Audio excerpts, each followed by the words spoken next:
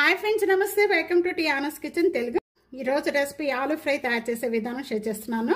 Side dish గా తీసుకోవచ్చు. ఎలాగంటే అండి, పులుసులు మనం సాంబారు రసం పెట్టుకున్నప్పుడు మనం వడియాలు వేయించుకుంటూ ఉంటాము. జనరల్ గా ఇలాగ సైడ్ గా తీసుకోండి. అలాగే స్నాక్స్ గా కూడా తీసుకోవచ్చు. చాలా టేస్ట్ గా ఉంటుంది. రండి, ఇది ఎలా తయారు చేయాలో చూద్దాం. దుంపలన్నీ కూడా మళ్ళీ కడిగి ఒకసారి పీసెస్ కట్ చేసేసుకొని వాటర్లో వేసుకున్నారంటే కలర్ చేంజ్ అవ్వకుండా చక్కగా ఉంటాయి. బంగాళదుంప ఫ్రైలో మనం చాలా వెరైటీగా చేసుకుంటామండి. ఈ విధంగా ఒక్కసారి ట్రై చేసి చూడండి, చాలా అంటే చాలా టేస్ట్గా ఉంటుంది. బంగాళదుంప ఫ్రై తయారు చేసుకోవడానికి ముందుగా ఇక్కడ ప్యాన్లో 2 టేబుల్ స్పూన్ ఆయిల్ యాడ్ చేస్తున్నాను. ఆయిల్ బాగా కాగిపోయిన వెంటనే 1/2 టేబుల్ స్పూన్ జీరా, 1/2 టేబుల్ స్పూన్ ఆవాలు, ఎండుమిర్చి అండి, ఉల్లిపాయ ముక్కలు, పచ్చిమిర్చి ఈ రెండు కూడా యాడ్ చేసేసుకోవాలి. వీటితో పాటు కరివేపాకు, 2 రెమ్మల కరివేపాకు అండి. ఉల్లిపాయ బాగా వేయించుకోవాలి. ఉల్లిపాయ తొందరగా వేగిపోవడానికి సాల్ట్ యాడ్ చేస్తున్నాను. ఉల్లిపాయ ఈ విధంగా మగ్గిపోయిన వెంటనే 1 tablespoon ginger garlic paste add చేస్తున్నాను అండి. ఈ విధంగా వేగిపోయిన వెంటనే ఇప్పుడు బంగాళదుంపలు యాడ్ చేసుకుందాము.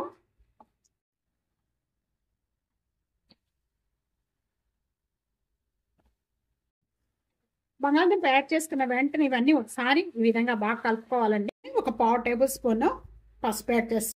3 మినిట్స్ వరకు కూడా మూత పెట్టేసేసుకొని మగ్గించేసుకోవాలి. ఇలా మూత పెట్టుకోవడం వల్ల తొందరగా మగ్గిపోతాయండి. మీడియం ఫ్లేమ్లో పెట్టుకోండి. మధ్య మధ్యలో మూత ఓపెన్ చేసి కలుపుతూ ఉండాలి. మళ్ళీ కలిపేసేసుకొని మళ్ళీ మూత పెట్టేసేసుకొని మగ్గించేసుకోవాలి. ఇది ఫ్రై అవ్వాలి. హాఫ్ ఫ్రై అయినాయి. ఇప్పుడు ఓపెన్ చేద్దామండి.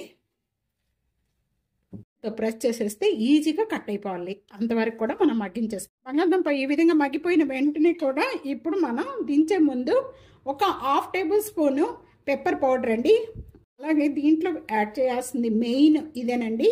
దీనివల్లే చాలా టేస్ట్ వస్తుంది. ఒక్కసారి ఇప్పటి వరకు కూడా మీరు ట్రై చేయకపోతే తప్పకుండా ట్రై చేసి మీకు ఎలా ఉందనేది నాకు తప్పకుండా కామెంట్స్లో తెలియజేయండి.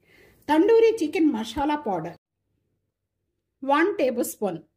మనం బంగాళదుంపలు ఎన్ని ఉన్నాయో పీసెస్ అనేది దాన్ని బట్టి మసాలా యాడ్ చేసుకోవాలండి. అంతా కూడా ఒకసారి బాగా కలుపుకుందాము. స్టవ్ బంద్ చేసేద్దామండి. స్టవ్ బంద్ చేసేసిన వెంటనే కూడా మీరు కొత్తిమీర ఉంటే కొత్తిమీర వేసుకోవచ్చండి. దించే ముందు నేను కొత్తిమీర వేయట్లేదు. ఈ ఒక్కటి వేసి చేయండి, అవసరం లేదు.